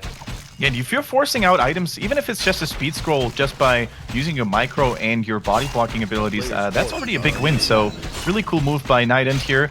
Now finds a Mantle of Intelligence with that small creep camp. Certainly one that is appreciated. And the Blade Master going back on creeping duty as well has taken a lot of damage in the process, though. Needs to be careful. The Undead forces are moving out, finding the Orc army, or the Orc duo, rather. And actually, most of the army was at home. Hitman made a really big mistake. He double rallied 2 grunts out of his barracks right in front of his laboratory, which means he never got that second grunt, so he could ping pong the health. Oh my god! Nearly the steal. Wow, that was really close. I loved the death coil usage there. Was not perfectly executed by any means, but the animation out of the Windwalk, it was just a little bit too long. So both experience and item go over to NightEnD. Another small victory for the Scourge. But that was those 2 grunts, they were sorely missing, so he couldn't finish the camp, and it allowed NightEnD to steal it. Now there's no more speed scroll. Like you said, Kendric, sometimes even the littlest of victories, like forcing a speed scroll, they have effects like this, where now you can't use it. Now Grunt will die, instead of being able to be rescued. Oh, Blade with the crit as well, getting the steal on the Kobold. Yeah, this is really good now for the Orc player, for Hitman. Gets crits, gets a lot of crits, actually. Lady Fortune definitely on his side. Drops another coil onto the weakened Grunt, but not enough, and the TP has been forced. Retaliation blow successful by the Orc player. Not only does he force the Undead back, not only does he save Grunt, he also gets himself the first real item in his inventory. Let's see what it's going to be. Tomb of Intelligence and a Circlet of Nobility, number 2. Very, very nice. Great stabilization here from Hitman. Yeah, good item there. Good little focus on the DK. A little bit missed time maybe by NightEnD. You should know that the Shadow Hunter is coming out, but easy mistake to make when you're busy in fighting. We also report again that the Undead base is developing on tier 2. It's Necromancers and Statues again, guys. With the Shade. Oh, that's the grunt by Hitman. Special. Hitman nearly lost the grunt on the mercenary camp, but he saved it. Saved it. And now that we took a look into the Undead base, let's take a look at the Orcish counterpart, the Orcish base, and see what he's developing right now. Hitman, that is. Only a Beastry, Grubby. Still no Walkers, no Shamans. Again, either he didn't scout it and he's playing the mind game saying that he won't go Necros, or he saw what's happening. I think the Blade Master is actually checking out the base right now. Nope, just tries to find the Undead army. Or he saw it and doesn't respect it enough to say, I think Spirit Walkers are necessary, or Spirit Walkers can do anything about that strategy. Gets the Boots of Quel'Tha last +6, by the way. Very nice steal. Yeah, he got that at the top left. He just stole the illusion here, but he did steal... Sorry, my bad. He did steal the entire level 5 creep, and the level 2 troll, and the level 3 troll. It's great. Really good. He just took more than half the camp away from NightEnD. NightEnD didn't do one of those premature, random, hey, you could be here. Oh my goodness, the blade nearly died randomly to focus fire. But yeah, NightEnD didn't do one of those premature coils. He was waiting for a Shade, didn't have it yet, had no dust, and he had plenty of mana. So often what an Undead will do, they say, shrug, blade could be here, let's just coil. He didn't do it, and he paid for it. All right, Grubby, and I think what we said earlier was true. I think Hitman was playing a little bit of a mind game, and he wasn't really sure if NightEnD was going for those Necros again, because right now he's building a Torrent Totem. It came a little bit late, or it arrives a little bit late, but it looks like he's trying to have at least a little bit of additional tankiness with the Spirit Link, and most importantly, of course, some form of CC against the Skeletons in particular. Those, I don't even think that... the cripple necessarily was the main problem. I think at some point during Game 2, it was just the overwhelming numbers of Skeletons that Hitman couldn't handle. That's true. There is a Shade here, but the blade is right inside the Renegade Wizard, so it's actually kind of difficult. He actually crippled the Wizard instead of Coin over. Oh my god, the Shadow Hunter walked through the Rock Golem. He's getting bouldered, his arm is getting slowed. There's a cripple on the blade. Wow. Creeps here helping out. Yeah, the creeps not only, of course, intercepting with that golem stun, but also with a little bit of body blocking here. But Hitman is playing a dangerous game. He's holding his hand just inches above the fire. Is he going to get burned, though? That is the question. He finds the big consumable here, the Greater Healing Potion, certainly very useful. But now, of course, he realizes that the Undead army is still so nearby. And fortunately for the Orc player, nothing drastic happened.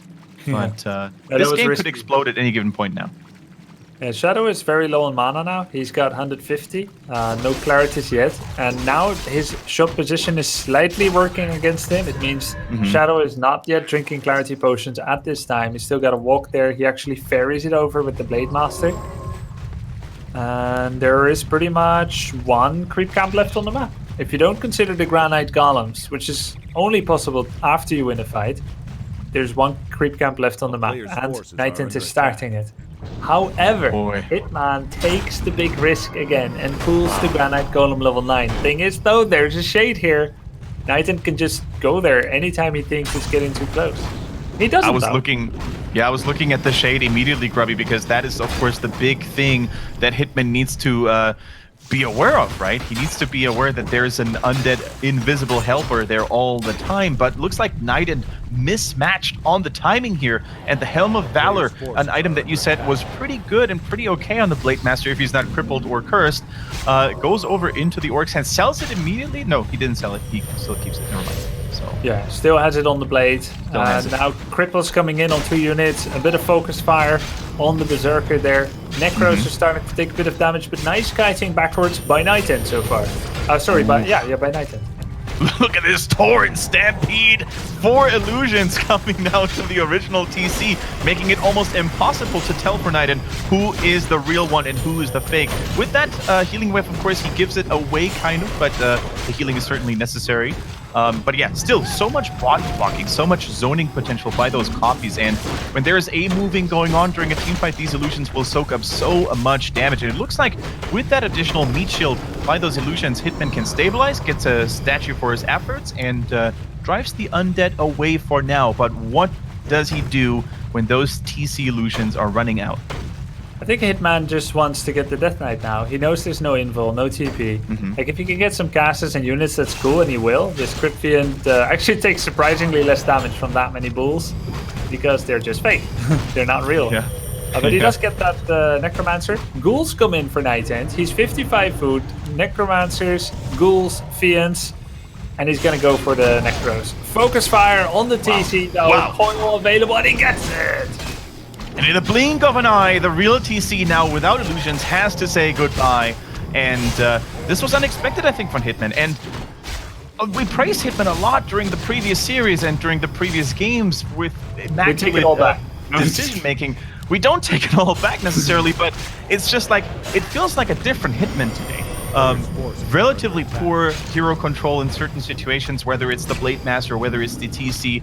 Gets a little bit too reckless, being down in food, as you said, Grubby. 46 right now on the Orc side to 57 on the Undead. But now, gets a nice retaliation blow, gets a nice counter kill. No mana available on that Death Knight, and down goes the level 1 Dark Ranger. Revelation on the Fiend is good, but look at those miss. This is like a Miss Universe competition, so many misses. This is crazy. Blade Master runs away now after struggling in vain to kill that Crypt Fiend now finally. And NightEnD continues to be on the run, but that's going to be a dead DK, right? Like, this is way too overeager to run into the DK. No health, no mana, but the death pact, and the DK goes down. Critted out of this map right now. Forget everything we just said about Hitman and the lack of hero control. True, he lost that TC, but boy, did he make it worth it or what. He's now coming back. He's on a frenzy, trying to take those undead units into a nice clinch here, and I think the clinch he shall get. Look at that TC, out of control, into the undead's face. NightEnD is currently outplayed on all fronts almost, it seems. The DK is still dead. However, the tavern is closed, and if NightEnD has enough resources, he could actually get that main hero back right now. Actually, he rehired a Crypt Fiend as a tavern hero. He got the Dark Ranger. I mean, it's like 300 gold for a level 1 hero with no mana and half life. Like, instead of the DK, which would re-offer you Unholy Aura, I think he was like 10 gold short for the DK, or not even. I don't know exactly why he got that Dark Ranger. Maybe he's just trying to save money. But to rehire what is essentially a glorified Crypt Fiend. Oh my god, is he gonna lose it to the Crackle? No, wait, no! NightEnD! Oh, that is not supposed to happen, and sometimes these little mistakes happen when there's so much stuff going on the map, but right now, I don't think NightEnD was overwhelmed by macro and micro decisions. GG, he taps out! Oh my god. Did NightEnD just go full NA? I mean, normally we call it that way, but I think maybe it's the Full vice versa, the reverse NA. Full Romania NA.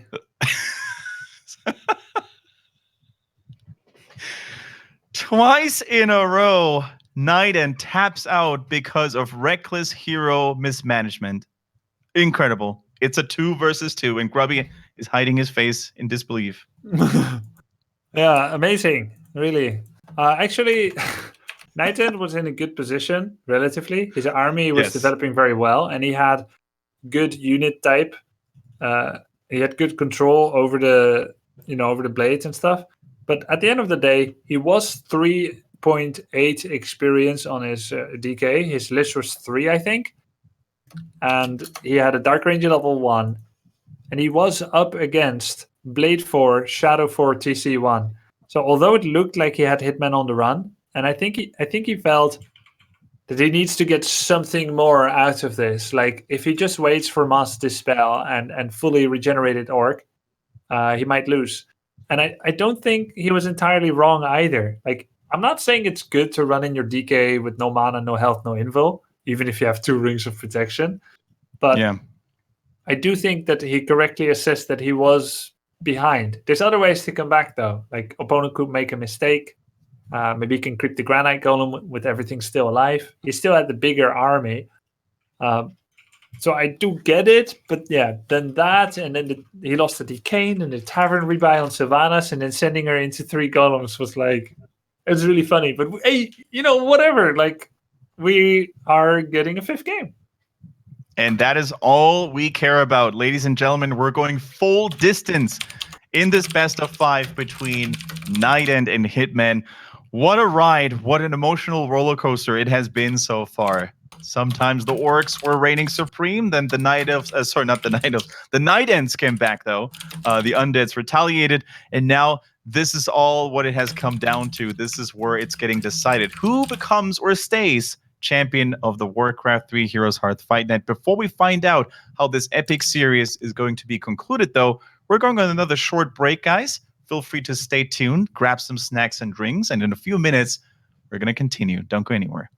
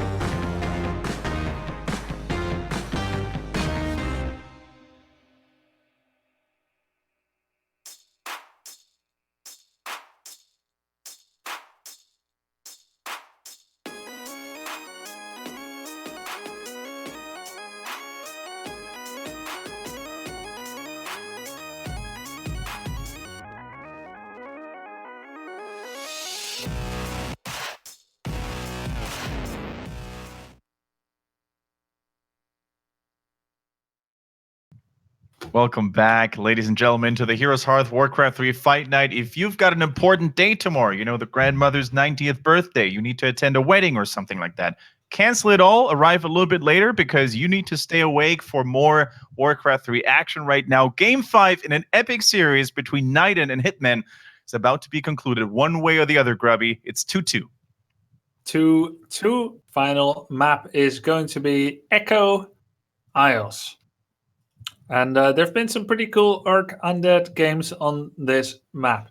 At first sight, it looks like a pretty damn good map for Orc. But let's look at the facts. It's 5th in the series. That means that Hitman had rather have Last Refuge and Terranistan first. So it's clearly not the best Orc map. Nor the worst. Nor for Undead. It's the most neutral map. That's why it's last. Orc can get some cool items, like they can get the Ogre Mage 5 on this map at the marketplace. They can steal it with the Blade Master Windwalk. I mean, even though that means that they get that item and Undead doesn't, it's quite a slow and expensive creeping style, because you can't use grunts when you creep it like that. That means it's slow and you take a lot of damage. Undead can be creeping during this time, and this is a small map. If NightEnD creeps up fast, and he gets like DK3 early, and Hitman just has a good item from the Ogre Mage at the marketplace, he could still be in trouble. He could get pushed out by Shade, Necromancers, and so on and so forth. On the other hand, there's also the ability for both players to use the marketplace to buy items. So we could see machine gun liches coming in here. We could see a Blade Master with Wolverine claws. So we'll see. There's a lot of options on this map. Yeah, I really enjoy watching and casting matches that take place on Echo Isles these days, because it almost feels like a chessboard, you know, where you kind of predict, or you can kind of predict what your opponents or what your opponents are going to do, because the map is so small and relatively one-dimensional. You know, there's no hidden expansion spots where you can surprise your opponent, or sneaky tower rush angles. So it's fairly predictable, and I love seeing how players adjust to that. And it really comes down to this 1 second potentially that makes all the difference. I think you need to be very much on point with your build, with your rotations, and with your creeping routes. Yep, that's right. And you know, if you fall behind early on this map, you actually lose access to the most neutral camps, the marketplace and the Goblin Shop, which are in the middle. Your early game gets you the right to get the lion's share of the creeps on this map, and there aren't that many creeps. There's only 2 creep camps that actually drop a unique item, the 2 middle ones. For everything else, it's mirrored. But what you do see is that whoever is leading, they start taking the creeps on the other side of the map. And then they say, okay, my work in the far east or far west is done. Now I fall back to my side of the map. Even if you want to come and steal it, I'm already there. So let's fight for my creep camp, the one I took from you, on my terms, on my side of the map with defender's advantage. So that's the advantage you get from advantage. So it can be quite an important early game map. Yeah, 100% true. So let's see what the players make of it. So far, no aggressive moves on either side. Both players are just trying to creep to their heart's content and trying to get some early items. And both players get Gloves of Haste. We've seen a lot of rings for NightEnD this series, and a lot of claws and circlets for Hitman. So it has been relatively lucky early item game for Hitman, but his late game items have been like Helm of Valor. He's never got that sick aura that NightEnD did get once. So that's kind of how the luck has been topsy-turvy. For now, both Gloves of Haste. Yeah, how enjoyable would have been a Vampiric Aura on the side of Hitman, or maybe even get the pipe himself. You know, we saw the Mana Aura earlier on the side of NightEnD, so I think up to this point he's definitely had a little bit of better luck when it comes to items. In the late game, but early game it's in the late game, that's true. Yep. So both players are level 2, identical creep routes, and Hitman moves himself and his grunt to the bottom of the map. He goes for the Goblin Shop, potentially. This gives him access to his circlet. He's probably going to get it and then creep the shop. And he's trying to go for a little bit of Goblin Merchant creeping here. Hitman, that is. Get some good hits on that Troll Berserker as well. Tries to go for those, of course, first, because they're a little bit easier to kill and faster at that. So what is NightEnD going to do? He's creeping his natural expansion right there. Probably one of the easier expansion creep camps to clear out of all the maps available in Warcraft 3. True. Blade Master's going to make his way to level 2.8. NightEnD is scouting. He's going to get 2.6 himself from his expansion. And after that, they could have a little skirmish over the Murloc camp. Most likely Hitman will send his Blade Master to the Murlocs and find NightEnD there. And then we'll have our first skirmish of the game. But no, Hitman actually goes to the... Remember those neutral camps that I said are pretty important? He's going to go for the other one. The skeleton sees it though. NightEnD must respond. He must send his DK there. He can't allow Hitman to straight up creep the marketplace now.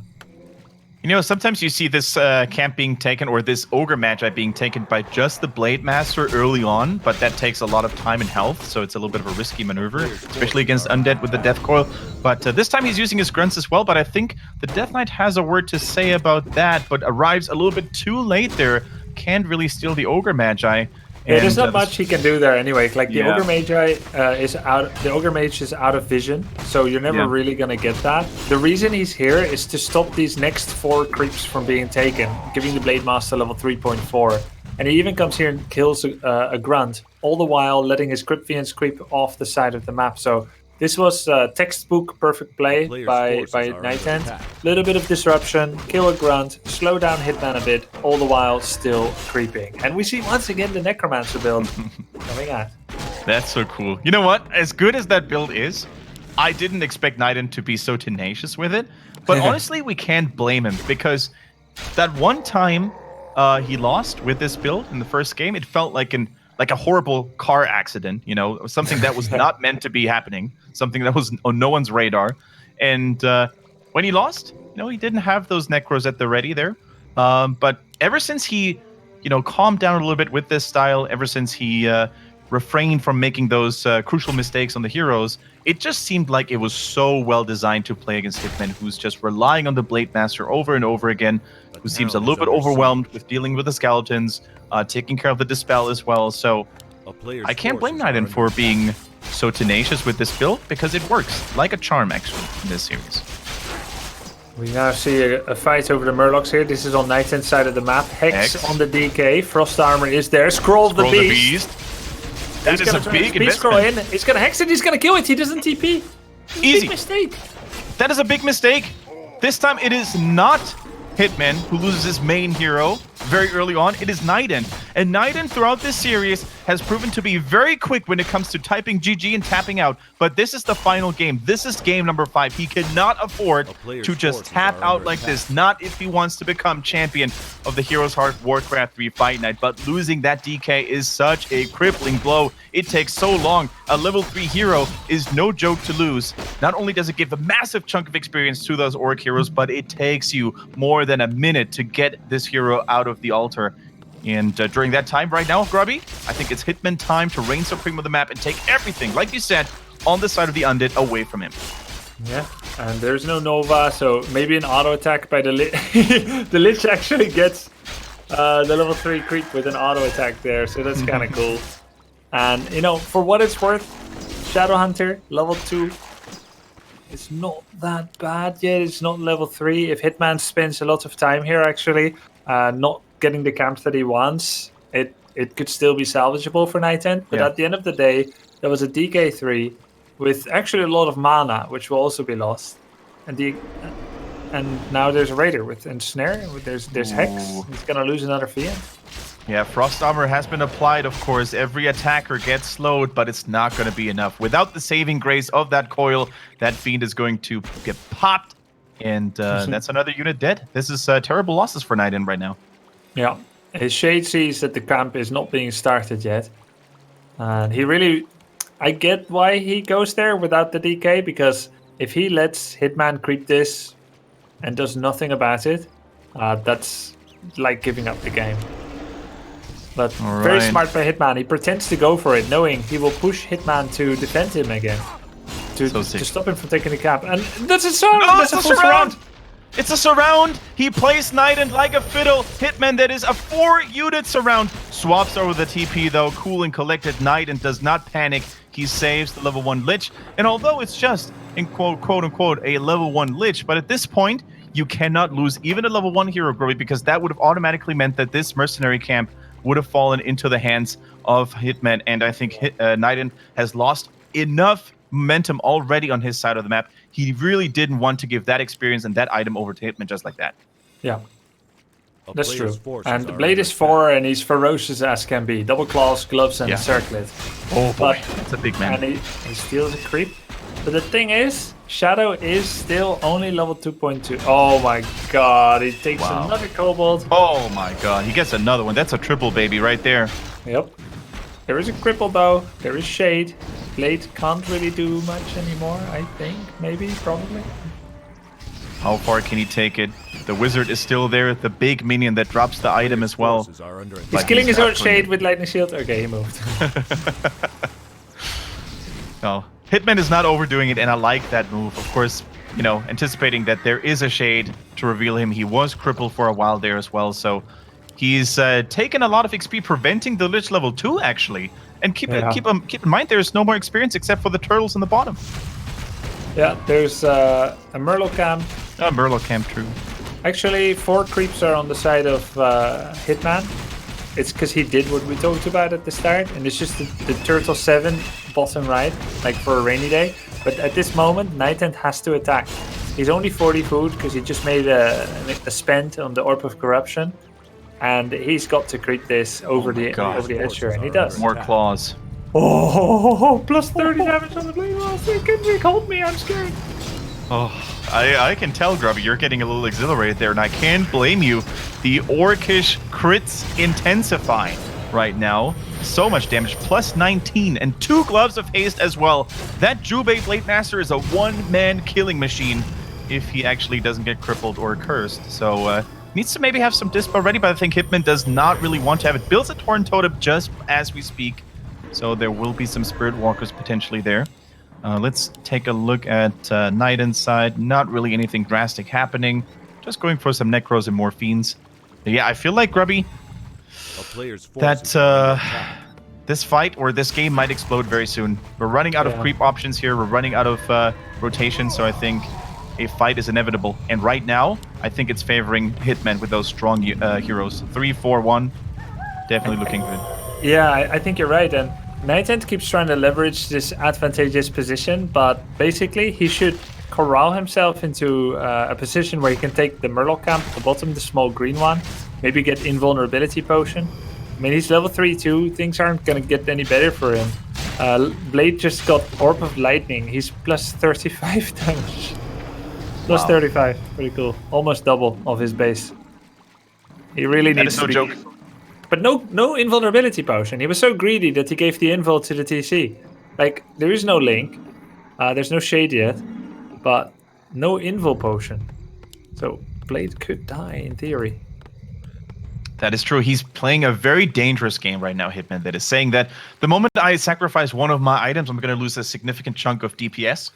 So it could work out. He could deliver those deadly crits if there is enough healing from the Shadow and if his own positioning is good enough to not get surrounded, to not get Coil Nova to the death.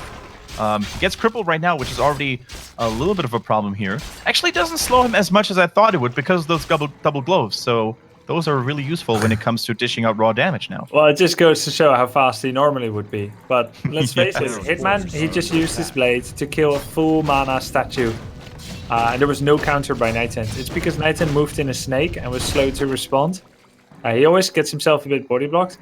Now he buys the TP, he goes back. But that's a problem, right? Because 2 camps bottom left. Is there a cripple here? No cripple on the Kodo yet. And there we go. But speed scroll away. Yeah, lightning reflexes here coming in from Hitman. He predicted this very nicely. Used the speed scroll, of course, which doesn't really care about any movement impairing effects. So he got the Tomb of Relics, which is always annoying for any player to really rebuild this. During that time, of course, the Undead player can't go for potions, can't go for Rod of Necromancies if so needed. I like what NightEnd's doing, you know, getting some skeletons here from the graveyard. Could use those as scouting units, could use those for a fight if one were to erupt right now. But the Blade Master, it's just such a menace on the battlefield. Complete control without a shade. There's not really anything NightEnD can do. Speaking of shades, though, a new one is being morphed right now in the Sacrificial Pit. So Hitman needs to be aware of this. He needs to be aware that at any given time he could be revealed. Yep, and the shade does come in. He sees the Blade Master, but it still has a Windwalk. So it would really require a quick silence, a cripple, and like a focus fire with Lich DK to take him down, and a little bit of bad movement. That's what it would take to kill this Blade, surprisingly. Like if he's not in a Windwalk, then you hit him with silence, so it can't happen. But here we go with the cripple. That's the Coil Nova. He actually missed the Lich auto attack. He accidentally Lich. He cancelled it. But that's going to be a kill, right? Easy peasy. Double Coil Nova. Just kill all the heroes, lol. Have no words. That's the threat of this strat. You think you're just... Like, this is so embedded within orcs to just use Blade to scout around. And he did just that, and NightEnD punishes it. There was a tiny great hole by Hitman, and NightEnD must attack now. Yeah. But his DK control better be good. And that's the thing too, Grubby, right? I think there was absolutely no reason for this Blade Master to go this deep into Undead territory when he knew perfectly well everything there is to know, right? He knows that NightEnD is not going for an expansion. He knows that he's not immediately going for a deep creep, and he has his own expansion building up, so essentially he's under no pressure. So these reckless plays, I guess, now that he has this expansion, he got more income and he can afford to buy the Blade Master in the tavern if needed, but still, it's an unnecessary drawback. It's an unnecessary chunk of XP that he just donated to his opponent. Now, the Death Knight, 3, by the way. Look at how long this time window was when he died. Those Undead heroes are relatively weak. No, you're absolutely right, by the way. He already knew everything. The skeletons are clustered for a disenchant. Yeah, that's a good dispel. Immediate level up. That's Endurance Aura right now for the TC. Very nice. The silence on 2 heroes actually right now, hitting big time. Very great usage of that one. But how much value? Oh my goodness, the Dark Ranger in a sticky situation here. Gets the Frost Armor, but 1 Necro is falling. Nice focus fire now from Hitman on the Blade Master. Of course, the Orb of Lightning is really good against skeletons too if the puck goes off. 1 Fiend getting burned, getting critted. No, never mind. A big stomp to the face of the Undead, but the TC dropping dangerously now, getting body blocked by his own units. But here go the Raiders. Here goes the Invulnerability Potion. This is a nice edge fight right now. 237 crit by the Blade. He does 1 more coil and he says, never mind, GG. We saw altogether 2 little stutter stepping, I guess, by NightEnD in that final fight. There was a really sick Blade, and even though it died, Hitman still had a favorable army set up. There were actually a lot of invisible things that NightEnD sacrificed in order to get back to where it looked like he had a chance. Normally, 2-0 attack upgrades on Cryptfiends. This time, he didn't. These kind of changes that he has to make in order to get to the food supply that he wants to get. No TP on his hero. All these losses he's had took away some of the bone marrow in his strategy. So it looked good for a while, some cool moves, and we got to see some cool Necromancer plays. Yeah. Both players fought very hard for it. Never perfect by any means, but that's not really what we're looking for. We're looking for entertaining games, fun games, and a great challenge for these players. And great that you guys tuned in to watch this. It was a 3-2. Big congratulations to Hitman. It wasn't easy. He gets the 3-2 victory. Grabs $200. NightEnD, he still gets $100, Kendric. Yeah, and I think big kudos to the man Night Elf. I keep calling him Night Elf, god damn it. I'm so sorry, NightEnD. Please don't hit me if we ever get to see each other in real life.